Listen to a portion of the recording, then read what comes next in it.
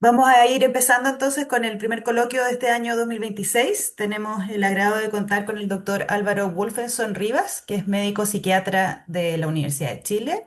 Es parte de nuestro claustro del Departamento de Psiquiatría Oriente. Tiene magíster en la Universidad de Chile de Psicología Clínica, profesor asistente del departamento y es miembro del Grupo de Trabajo de Enfermedades del Ánimo del SONEPSIN, es miembro de Xochitap y es miembro de la Asociación de Psicoanálisis y Psicoterapia Relacional. Y nos va a presentar hoy día una presentación que viene trabajando hace un tiempo que se llama William Blake y Psicoanálisis Relacional, Diálogos y Sinergias. Así que le damos la bienvenida a Álvaro para que escuchemos su exposición. Buenos días, doctora Leighton. Bueno, buenos días a todas y todos. Gracias por la invitación y la oportunidad de presentar algunas ideas que ojalá puedan ser interesantes y podamos compartir opiniones. Voy a compartir pantalla en este momento. Díganme si se ve tal cual. Sí, se ve, ahí está, ahí se ve la Ahí presentación. está. Ya. Perfecto, ¿no? Es una pequeña presentación que nos va a servir como guía en en lo que vamos a ir conversando. Bueno, esta presentación se llama William Blake, como decíamos, y el psicoanálisis relacional, diálogos y sinergia, a partir de ciertos conceptos del psicoanálisis relacional o a partir del giro relacional. Yo empecé a darle una vuelta, qué, qué puente o qué puntos de encuentro podía tener con la obra de William Blake, y no solo la obra poética, sino también la obra gráfica que abarca desde dibujos, pintura y también grabado. Pensemos que Blake vivió entre fines del 1700, inicios del 1800, y entonces ciertas técnicas de grabado y ciertas cosas que él hizo a nivel de la pintura y lo gráfico no eran tan habituales en la época y fue bastante innovador en eso o no solo en eso. Bueno, algunos datos que ya se han contado de mí. Bueno, si nos remontamos al inicio o eh, los autores o los referentes que generaron algunas de las teorías con las cuales contamos o lidiamos o dialogamos en la actualidad, ya desde ese inicio había una perspectiva que invitaba a reconocer en la poesía y en la expresión artística algo que vinculaba con la clínica o vinculaba con el pensamiento o la actividad terapéutica. Acá hay una clásica pequeño epígrafe o frasecita de Freud al respecto y también un grabado de William Blake de inicios del 1800 donde se ve que este sujeto está abriendo en el fondo una ventana de oportunidad en la cual entra la luz y bueno, uno podría decir que esa ventana puede tener que interpretarse o podría verse también como una ventana de oportunidad del espacio terapéutico o de la interacción con otros en ese contexto. Un poco la ruta de lo que vamos a ir enumerando va desde la importancia central de la relación e intersubjetividad, que ambos, por decirlo como perspectiva, valoran el valor de la imaginación y los símbolos que se le da también desde cada lado, cómo se integra o cómo se procesa o conceptualiza el proceso de transformación e integración de la personalidad y del ser humano, el rechazo de ambos dualismos reductores, la co-construcción de significado, la importancia de la experiencia afectiva, o la importancia que se le da en el fondo a la experiencia afectiva, la importancia que se le da a la creatividad y agencia en el rehacer del yo, cómo se utilizan las metáforas y el lenguaje poético en la terapia, y por otro lado en el proceso transformativo que, como lo planteaba Blake, la dimensión ética y existencial que ambos tienen, y también el énfasis que sea en lo singular y en lo vivido, o sea, en lo singular, la experiencia misma y que tiene esa dualidad, que es una experiencia que es subjetiva, es única, es singular, pero también es relacional. Partamos con algunas síntesis o algunas ideas del psicoanálisis relacional acá. Bueno, a la derecha o izquierda, dependiendo de cómo veamos la pantalla, claro. A la derecha está Stephen Mitchell, que podríamos nombrarlo como uno de los padres de la emergencia de esa tradición, ¿no? La emergencia de esta nueva tradición en el psicoanálisis. El psicoanálisis relacional reemplazó el foco clásico centrado en fuerzas intrapsíquicas, podríamos decir, hacia una concepción donde la subjetividad se configura en y por las relaciones. Desde esta perspectiva, el yo no es un núcleo sellado, sino un proceso construido, sostenido y modificado por los intercambios afectivos, desde los vínculos tempranos hasta la relación terapéutica. En esta perspectiva, se plantea o replantea la subjetividad como un proceso que se teje en la interacción. En la práctica clínica, la relación analítica se concibe como un campo intersubjetivo donde tanto paciente como analista aportan, resuenan y puede haber un impacto transformativo que es mutuo. La atención al cuerpo, el clima emocional y a la copresencia son herramientas centrales. No se trata solo de comprender, sino de vivir y reelaborar, perdón, afectos en diálogo.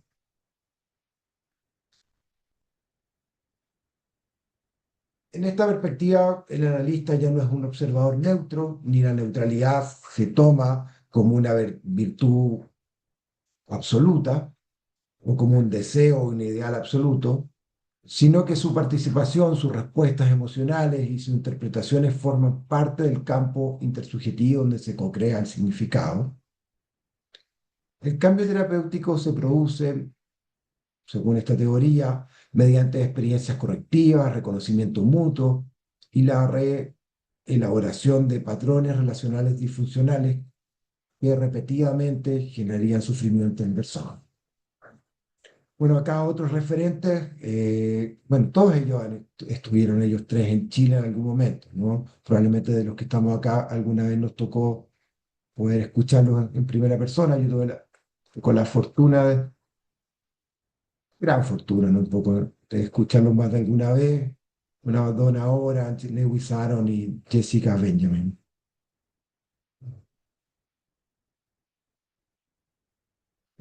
Una pequeña idea de Aaron.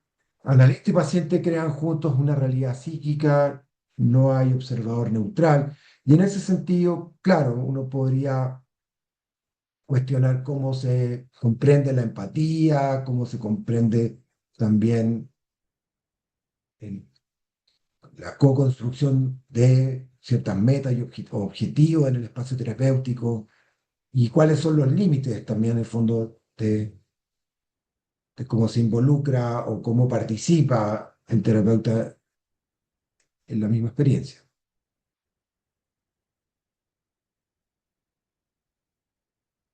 Si planteamos también ahora un marco de Kenneth Blake, quizás a muchos de ustedes les suena, conocen parte de su obra o algunos elementos de su obra porque fue un tipo muy prolífico, en el fondo muy amplio.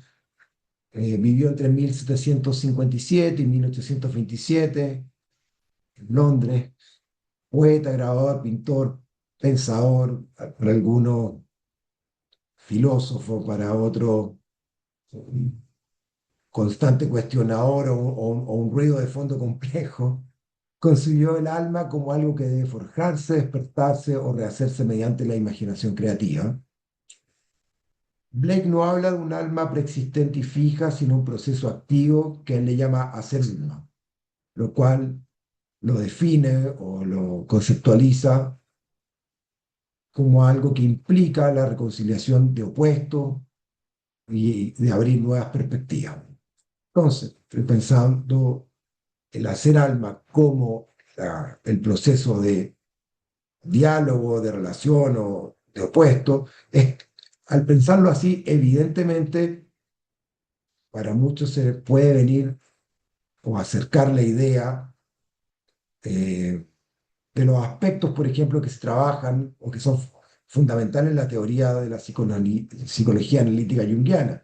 donde se habla de elementos del alma que tienen distintos caracteres o distintas como características como el animus, perdón, y donde la función trascendente, desde esa teoría, se plantea como uno de los elementos más adaptativos del desarrollo de la personalidad, en el sentido de la capacidad de sostener la atención de los opuestos y lograr una síntesis a partir de eso.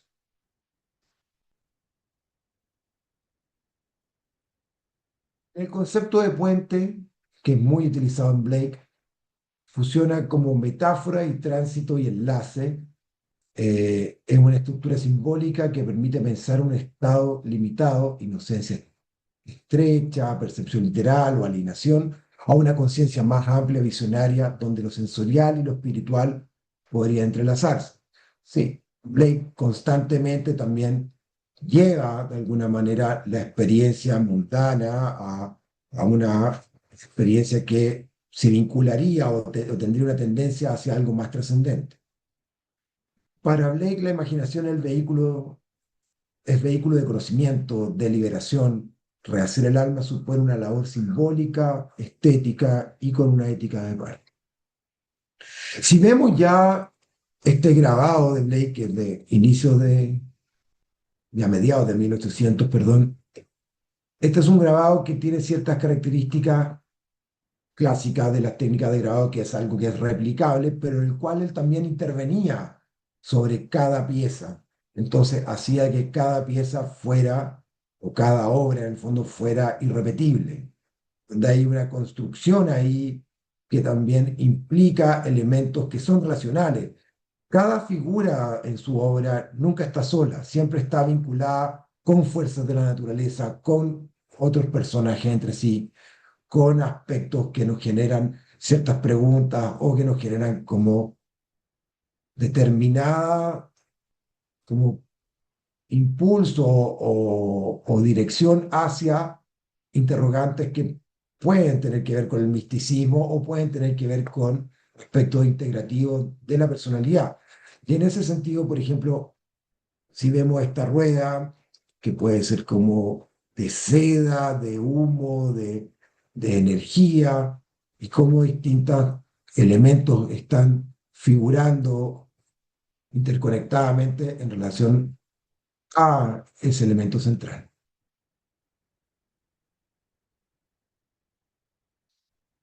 Aunque estamos hablando de tradiciones y de desarrollos diferentes, la clínica psicoanalítica contemporánea por un lado y la creación artística de William Blake por otro, existen entre ellos importantes puntos de convergencia, y eso es lo que, o por lo menos a mi entender, es así. Un ejemplo es que el psicoanálisis relacional y la noción blakeiana de hacer alma convergen sobre una cuestión central: cómo restaurar la unidad de la persona cuando ésta parece fragmentada por el sufrimiento, la repetición relacional o la pérdida de sentido. Ambos marcos, por plantearlo de alguna manera, se ocupan de la transformación humana, destacando el valor de la relación y la función creadora y la imaginación. Ambos lo destacan, aunque lo hacen en tono y recursos distintos. Lo que quiero decir que la obra de Blake no necesariamente tenía para él una, como un objetivo terapéutico, sino más bien era su forma de estar en el mundo, su forma de expresar lo que él veía y su forma también de relacionarse. Pero ahí el objetivo puede ser quizá más individual y no tan centrado en otros. Aunque eso también puede ser una interpretación mía. Tomando los aspectos que nombramos al comienzo.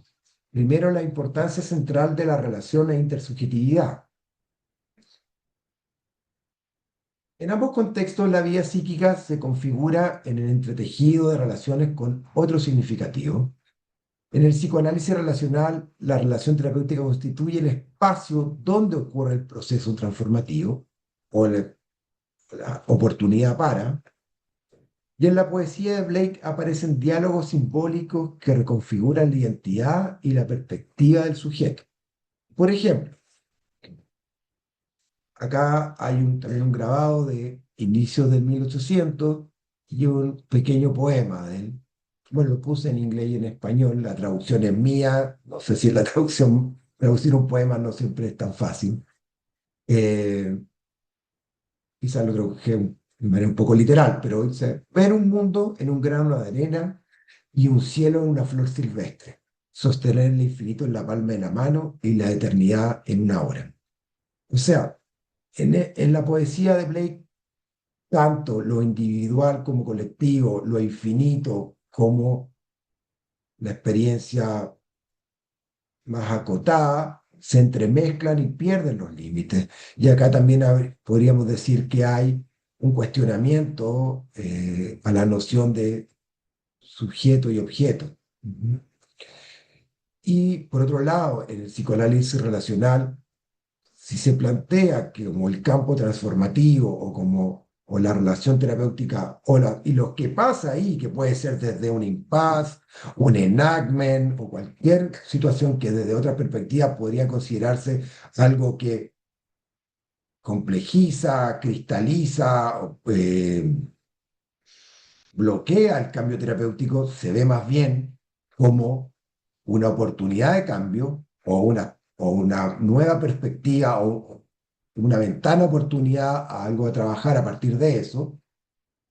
Podríamos decir que, claro, desde veredas distintas, ambos están en algún punto eh, abogando o acercándose o haciendo un puente con conceptos que son similares. Este es otro grabado también de Blake que tiene esa gracia, que gran parte de su obra a nivel de grabado lo tiene, que de alguna forma eh, hay un proceso que es muy obviamente artesanal, pero en que él después, posteriormente a la técnica de grabado, él lo colorea y compone manualmente. Entonces uno podría, si lo queremos quizás amplificar un poco, para Blake el alma no es una esencia previa, sino el resultado de un hacer. Y cada copia termina siendo distinta. No hay un original fijo, sino todo, me he entendido más bien como el resultado de un proceso y donde la identidad, si bien puede estar bien integrada o eso ser como un objetivo, no es algo rígido o que tenga una estabilidad no dinámica, por decirlo de una manera. El valor que se le da es la imaginación y el símbolo. Esto es otro aspecto que yo he descrito, destacado. Podría decir de esto es que la imaginación y las imágenes simbólicas son herramientas centrales para dar sentido y abrir posibilidades de cambio. Eso, bueno, desde ya la noción de inconsciente y el trabajo con sueños, metáforas o distintos tipos de representaciones, incluso con lo que uno podría entender como una experiencia no formulada, hay una serie de ideas con las cuales podríamos relacionarnos, eh, que van desde el fondo desde la clínica relacional, pero también en la obra artística de Blake se considera la imaginación no solo estética, sino como algo que es transformador y normativo para la vida. Este grabado es quizá uno de los más famosos en el sentido como se ha utilizado en el cine, probablemente más de alguno de ustedes vio la película Dragón Rojo, donde el infame psiquiatra Hannibal Lecter, de una forma u otra, ayuda y perjudica la búsqueda de un asesino en serie que tenía tatuado esta imagen en su espalda. Y tenía toda también una difusión de identidad en relación a la figura del dragón rojo de Blake. Bueno, también en la película el mismo personaje hace toda una gestión, por decirlo de alguna manera, para poder acceder a la bóveda en donde está guardado en X museo la copia original de este grabado, y él llega y se vincula de una forma amorosa con la persona que trabajaba ahí para poder acceder a donde está este grabado, y cuando accede al lugar donde estaba, no en exhibición en ese momento guardado, está entre bóveda a bodega, se lo come. Agarran, no sé si recuerdan la película que no la vieron, agarran el papel algodón antiguo donde está grabado, empieza a fraccionarlo en parte, a rasgarlo y empieza a engullírselo. Era una idea, en el fondo, desde el delirio de poder integrar esta figura, ya donde el símbolo ahí pierde su valor simbólico y se transforma en algo concreto que sobrepasa cualquier límite.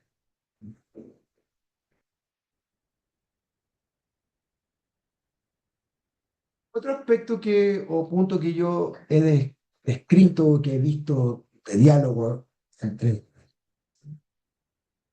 el psicoanálisis relacional y la obra de Blake, es cómo se configura el proceso de transformación e integración de la personalidad.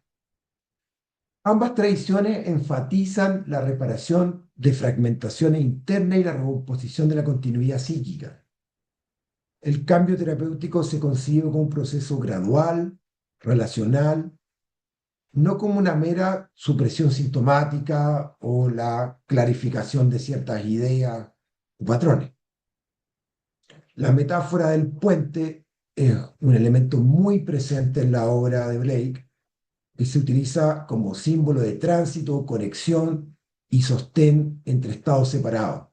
Estados del alma, estados, aspectos de la historia, aspectos disociados, negados, renegados, podríamos, escindidos, podríamos pensarlo así desde ya más bien la tradición terapéutica. Acá tenemos otro grabado intervenido por Blake, que tiene elementos de pintura también, eh, donde podríamos decir que ya desde un punto de vista más del análisis técnico de la obra, la línea aquí no delimita, sino que genera una continuidad y experiencia.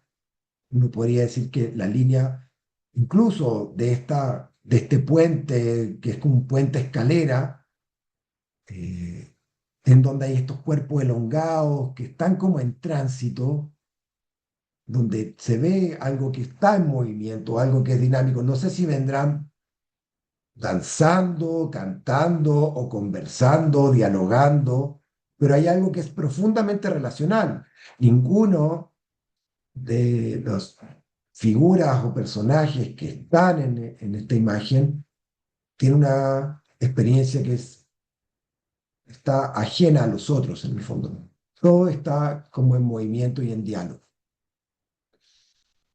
Uno podría decir desde la perspectiva de Blake que esto es energía psíquica que está en movimiento, eh, donde el cuerpo, la visión o la mirada de cada uno, si ven, en la gran mayoría de las parejas que están, hay un contacto visual, incluso la que está mirando, que no está mirando a otros, está mirando hacia adelante. También está esta figura que puede pasar desapercibida inicialmente. Uno podría teorizar quién es, o Dios del Olimpo griego, lo que fuera, pero una figura que uno diría está durmiendo, está muerto. Esto es parte de lo que él de alguna manera imagina y es parte de un sueño, o es parte de lo que constituye quizás su conciencia o inconsciente. Sea como fuera, hay colores que no son solo descriptivos, entregan cierta intensidad y expresan distintos estados emocionales, eh, y donde estas figuras, repito, no existen como aisladas, sino en diálogo y en relación continua. Uno podría llamarle a esto redes de sentido, podría llamar que esto configura o Ya inicialmente Blake anticipa una ontología relacional, un ser entre, o que el ser es entre otros, o sea que el ser en sí mismo es relacional. Eh, También podríamos decir que Blake en este sentido no ilustra solamente como una narrativa, sino, o psicología, sino que realiza un trabajo donde técnica, imaginación y materia finalmente, pensamos que esto es, estamos en el inicio del 1800, unas técnicas de grabado donde él las interviene además posteriormente. eh, Hay una integración en el fondo que es bastante radical para lo que era la obra artística en su época y en su contexto. El arte de alguna manera en Blake no representa lo sagrado, o no solo representa lo sagrado, sino que también tiene esa virtud o capacidad de generar algo así, o una invitación hacia algo trascendente o hacia algo sagrado, para algunos lo podríamos plantear de esa manera.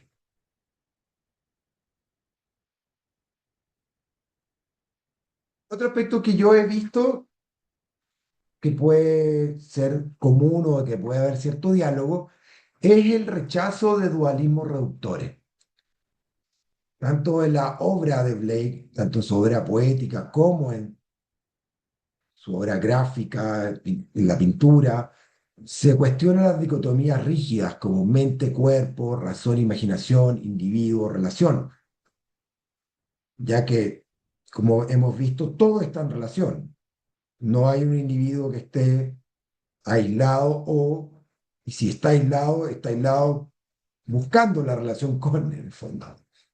Incluso si vuelvo un poquito para atrás, esta imagen, que a mí me recuerda un poco a ciertos dibujos, no son iguales, son distintos, los otros son dibujos en carboncillo, pero a ciertos dibujos de San Juan de la Cruz, bueno, probablemente muchos lo conocen, pero bueno, ¿no? Poeta, de los poetas místicos, como más, podríamos decir, como leído.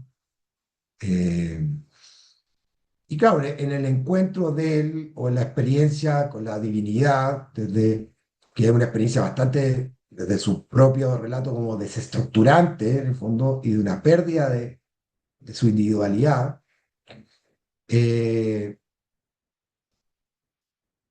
incluso en ese tipo de experiencia hay una relación, pues, hay una relación con lo que con lo que se podría llamar, no desde un punto de vista religioso, sino más, quizás no exclusivamente religioso, como un punto de vista más, eh, no sé si llamarlo trascendente, pero en el fondo es la relación con una totalidad o el diálogo con una totalidad.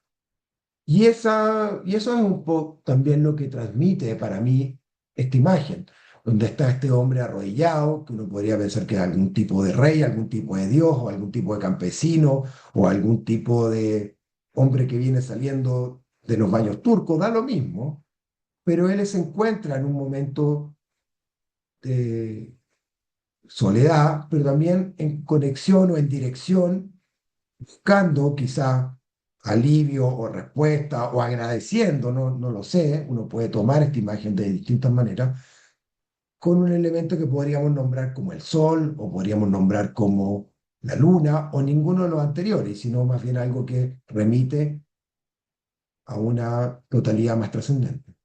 Entonces, todo está, tanto para Blake como en el psicoanálisis relacional,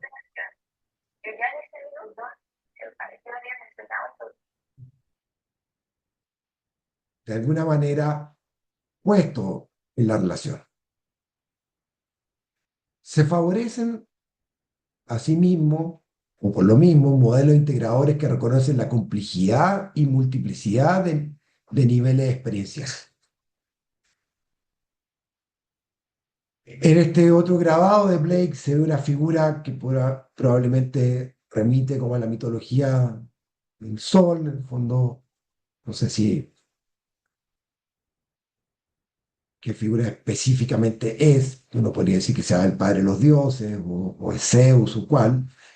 Y estas varillas, en algún momento yo cuando vi esta figura como a la rápida pensé que eran como rayos que esta figura estaba arrojando a la tierra, una tierra que se ve hacia abajo oscura, pero después, si me doy cuenta, esto tiene muñeca y tiene dedos, más bien son brazos, no son rayos que estén arrojando necesariamente, que yo lo interpreté así o lo observé así desde el primer momento, sino más bien son brazos en los cuales están afirmándose, brazos muy enflaquecidos, brazos que se ven bastante débiles de alguna manera, y comparados con el brazo muy marcado y como muy fortalecido de la imagen central, pues son brazos que están agarrándose, no sabemos si para sostenerse o si ya están reflotando, pero es una imagen que genera preguntas siempre desde una lógica que es relacional. Hay una interacción ahí que puede ser desde o que alguien puede decir quizás lo está arrojando hacia abajo, quizás alguien lo podría ver de una perspectiva más ominosa. Yo lo veo más bien como que lo está sosteniendo y lo está sacando de la oscuridad. Sea como fuera, la interpretación o la respuesta a las preguntas que nos hiciéramos a partir de esta imagen habla de una dinámica que es relacional y donde razón e imaginación o el individuo propiamente tal, no hay un límite tan claro definido o no hay una dicotomía establecida. En el mismo sentido, podríamos hablar de la construcción de significado, tanto en el psicoanálisis contemporáneo como en la obra de Blake. El sentido se produce o se construye, mejor dicho, de manera relacional. Terapeuta y paciente participan en la creación conjunta de nuevas narrativas. Y en la obra de Blake, distintos elementos son interpretables a partir de lo cual genera una experiencia que constituye o genera en sí misma más preguntas y que implica una relación con otros o con otros elementos para la construcción de un sentido. Tanto la práctica clínica como la poesía de Blake reescriben tramas de identidad y significado. En ese sentido podemos ver este grabado que está intervenido con dibujo, donde está esta figura también mítica, está adornada por elementos que uno podría decir que son parte de su biografía o también que están de alguna forma iluminando o celebrando su camino. Lo mismo, el arte en Blake no solo representa lo sagrado, sino que también lo genera. Eh, Blake generó personajes en su propio desarrollo artístico. Eh, los que se llaman los Os, Urisen, son distintos personajes en el fondo. O sea, tiene una mitología propia, donde, insisto con la idea de recién, el color en Blake no es descriptivo, es intensivo. El color expresa estado del ánimo y también estado del alma desde la perspectiva de Blake, en lo que recordemos el concepto blakeano de hacer alma, o sea, la tensión entre distintos opuestos y cómo sostener esa tensión sería finalmente que lograría el resultado o la meta terapéutica.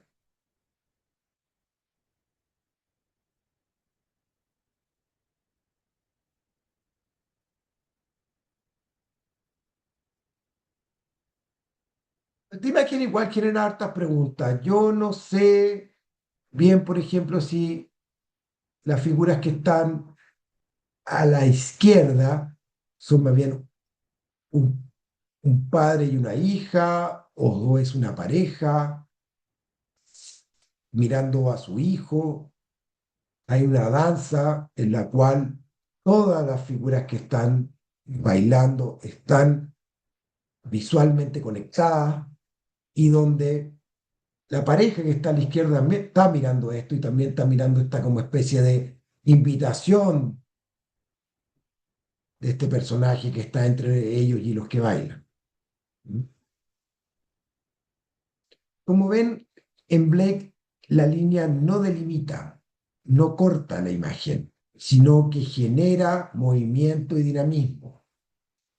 Eh, los cuerpos en Blake, lo mismo que se ve en otros, por ejemplo, artistas, como quizás el más clásico al respecto es el Greco, donde las figuras son elongadas, estilizadas de alguna forma, lo cual orienta uno hacia una trascendencia, hacia el cielo y hacia movimientos que son de alguna manera eh, fluidos y en tránsito, que uno podría decir en tránsito de dónde. Bueno, en el Greco es mucho más claro que el tránsito hacia lo divino, en Blake podría ser algo que quizás se entiende más desde un tránsito hacia las profundidades del alma o las profundidades de la relación.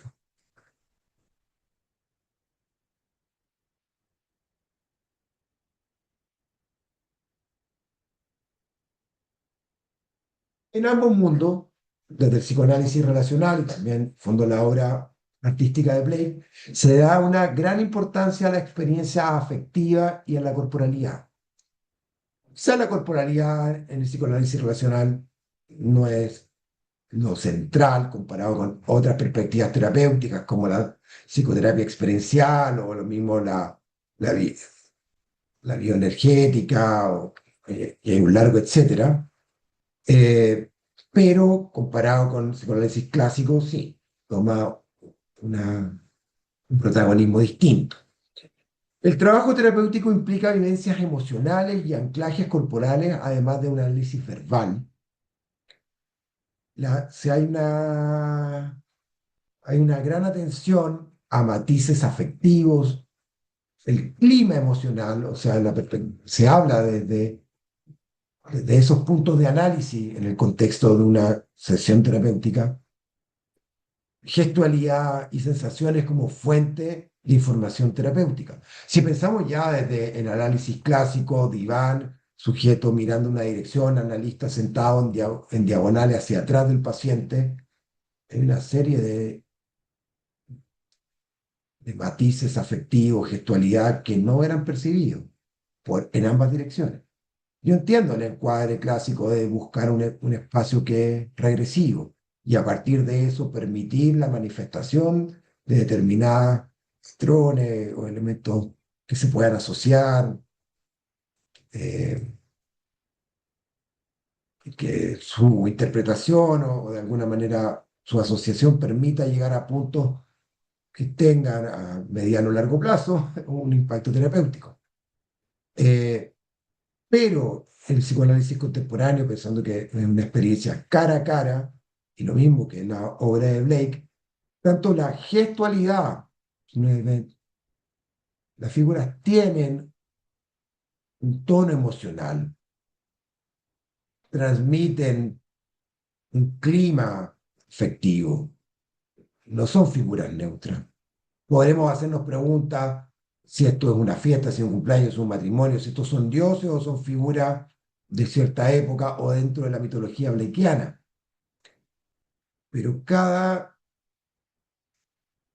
elemento de la corporalidad está en movimiento y también tiene una conexión, como hemos repetido, y relacional, y transmite un clima afectivo. Entonces, repito, hay atención a matices afectivos, clima relacional o clima emocional, gestualidad y sensaciones como fuente de información terapéutica y trabajo terapéutico, y no está visto como más bien algo que encasille, cristalice o empantane el trabajo terapéutico, sino más bien como un espacio o oportunidad para, para el cambio en un sentido u otro.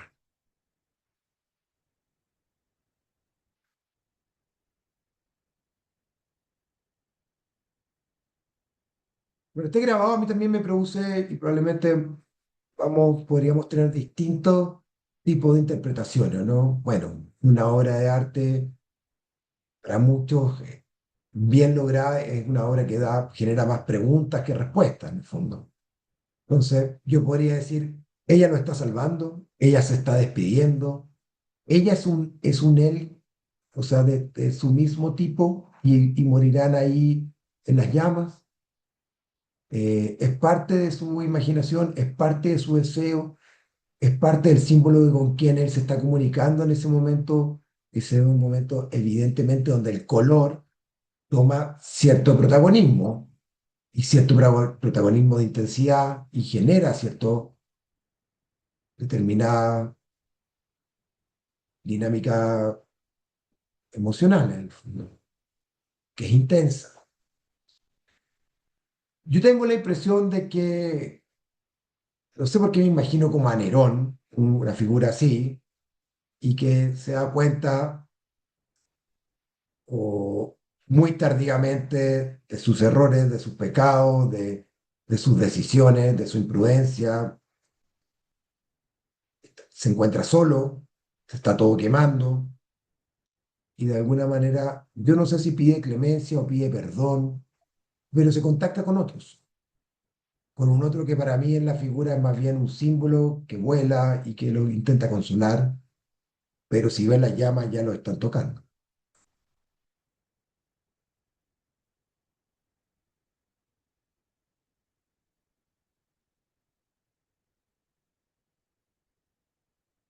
Otro aspecto, hay varios que obviamente se van interconectando, pero no son exactamente iguales. Uno es la creatividad y la agencia en el rehacer del yo. Al respecto, podría decir, la persona participa activamente como coautor de su proceso de cambio y reconstrucción o reintegración de su personalidad. La creación simbólica, metáfora, imágenes, pequeños textos funciona o pueden funcionar como actos de agencia y transformación. Los mitos, imágenes y recursos poéticos reconfiguran narrativas y ofrecen rutas de reparación simbólica o posibilidades de reparación simbólica. El lenguaje poético puede actuar como catalizador para acceder y transformar aspectos no necesariamente lingüísticos de la experiencia. ¿Y qué es un poco la capacidad que tiene la poesía, ¿no? La poesía puede ser analizada desde distintos como niveles o perspectivas de profundidad y lo que para uno, cómo nos llega a cada uno, también remite de alguna forma a nuestras propias experiencias más primarias, más vinculares y también de alguna forma más históricas. Para Blake, y esto es una frase de él, que igual la traducción es mía, es un poco literal, pero la imaginación no es un estado, es la propia existencia humana. O sea, ahí ya habla que al igual que en el psicoanálisis, Blake ya habla que existe algo que es de alguna manera interno a nosotros y que él no le llama inconsciente, pero que ese aspecto de nuestra persona que se puede expresar a través de la imaginación ya le da un valor prioritario o principal en la propia existencia, como que es la propia existencia, así de duro y de radical para él.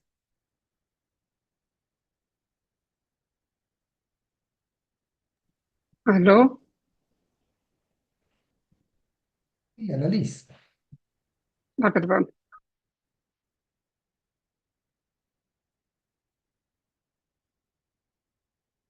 Bueno, algunas palabras sobre una dimensión ética y existencial. El proceso terapéutico tiene implicaciones morales, el reconocimiento de un otro, la responsabilidad, la aceptación de las diferencias y la apertura al mundo en ese sentido.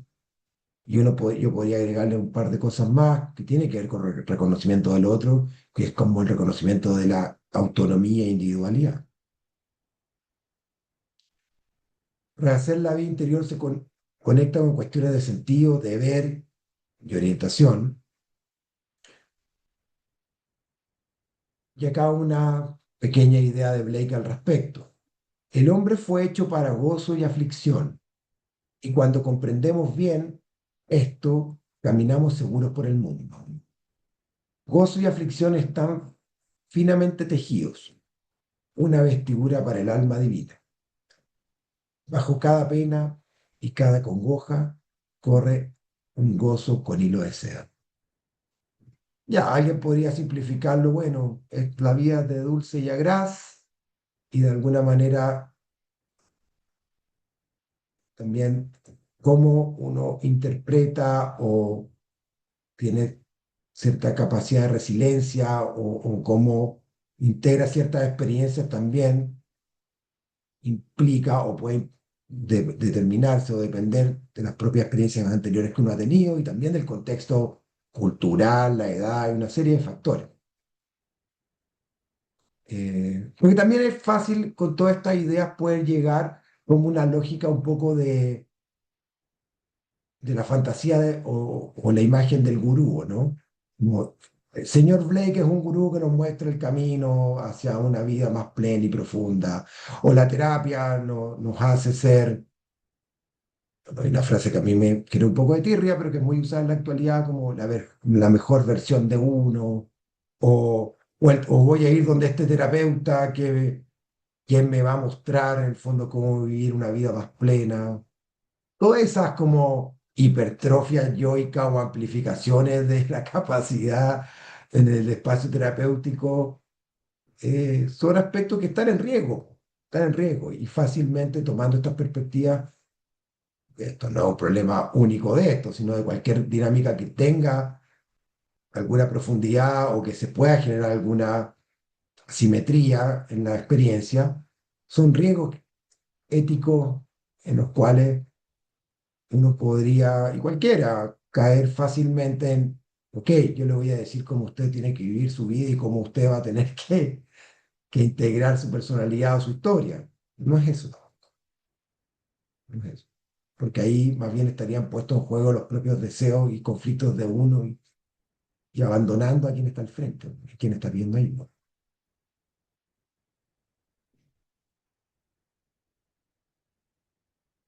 Blake decía, debo crear un sistema o ser esclavo del sistema del otro. Y esta idea para mí es muy clara en lo que tiene que ver con la integración de la personalidad. En el sentido, cuando alguien no tiene una personalidad bien integrada, en general tiende a repetir patrones relacionales de los cuales aunque sean tremendamente disfuncionales, los cuales ha observado, visto o experimentado, aunque no le hayan, por decirlo, como pertenecido inicialmente. Entonces, en cambio, el integrar la personalidad o el dialogar internamente con una personalidad bien integrada permite tomar mejores decisiones o decisiones más adaptativas o más libres, quizás también podríamos decir. Unos últimos puntos, el énfasis en lo singular y lo vivido. Desde ambos lugares se valora la experiencia irreductible de cada persona por encima de ciertas etiquetas diagnósticas.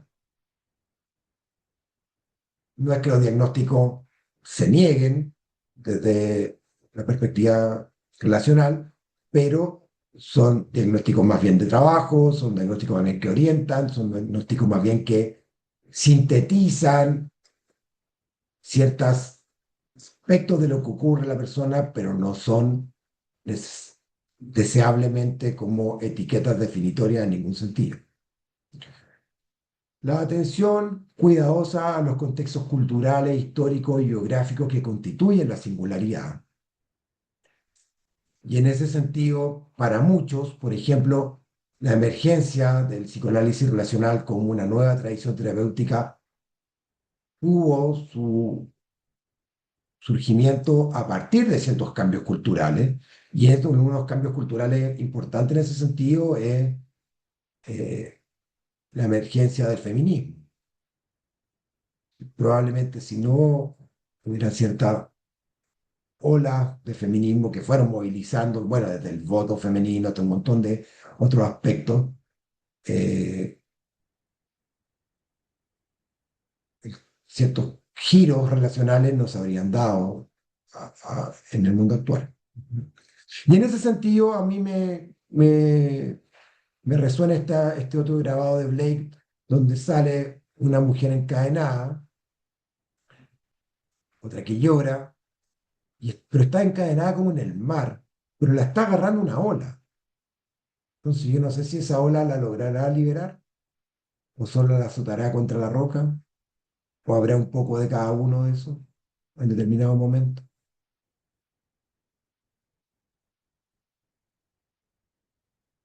Y además, esta imagen es relacional. Si vemos la figura que está encadenada, está mirando a la otra. Y la otra no la está mirando, pero el agua le llegará, quiera o no quiera, en el borde de la.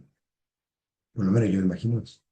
O sea, lo que quiere decir que hay aspectos que los podemos mantener inconscientes o que los podemos mantener negados, pero eso no significa que no existen.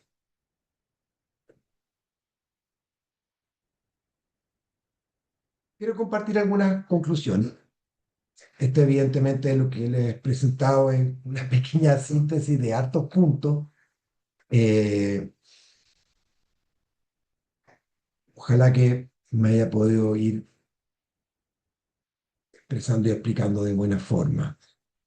El psicoanálisis relacional y la obra artística de William Blake convergen en una visión que concibe la integridad humana como un logro relacional y creativo. La relación terapéutica se concibe como puente simbólico para rehacer sentidos, identidades y tiene además un sentido moral. Dentro de las implicancias prácticas que destacamos de este encuentro está incorporar la imaginación, el trabajo con metáforas, con símbolos en ese sentido, la atención a los afectos y la co-construcción de significado en la práctica clínica cotidiana. La confluencia conceptual entre el psicoanálisis relacional y la obra artística de Blake ofrece perspectivas que enriquecen la comprensión, para mí por lo menos, la comprensión contemporánea de la condición humana y los procesos de transformación personal en psicoterapia.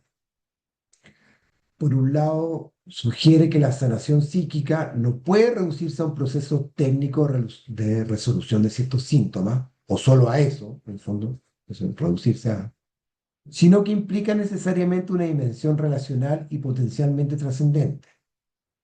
Eso es algo que en general en psicología no siempre está, o no se habla mucho de eso porque hay quizás cierto prejuicio o hay más riesgo de amplificación yoica, como yo decía. Por otro lado, plantea que la auténtica búsqueda terapéutica no puede desvincularse de la matriz relacional y afectiva en la que se desarrolla la subjetividad humana. En mi visión, tanto el psicoanálisis relacional como la visión laikiana convergen en su reconocimiento de que el camino hacia una existencia más plena o integrada requiere tanto de la conexión profunda con los otros, como de la apertura a dimensiones de la experiencia que trascienden lo inmediato y lo cotidiano. O sea, consideramos en el fondo aspecto biográfico y también qué es lo que le da dirección y sentido a nuestro día a día y a las decisiones debido al camino en que estamos. Navegando la complejidad de la experiencia humana en su doble vertiente, profundamente relacional y potencialmente trascendente. Y yo diría que además es como un trípode, porque también hay una experiencia que es profundamente individual y la soledad también en sí misma no es un problema, sino también puede ser una oportunidad de una serie de procesos. Pero eso ya yo creo que harina otro costal. Algunas referencias, bueno, las imágenes son de dominio público, pinturas y grabados de William Blake, y algunas referencias eh, de textos dentro del ámbito relacional, reeditados en Chile, como el de Luis Aaron, editado por la Universidad Alberto Hurtado hace algunos años, o también pensar la clínica de Donna Orange, que fue editado por Cuatro Vientos hace algunos años. Y bueno, y algunas de las obras más conocidas de William Blake como Canciones de Inocencia y de Experiencia o El matrimonio del cielo y el infierno, hermano.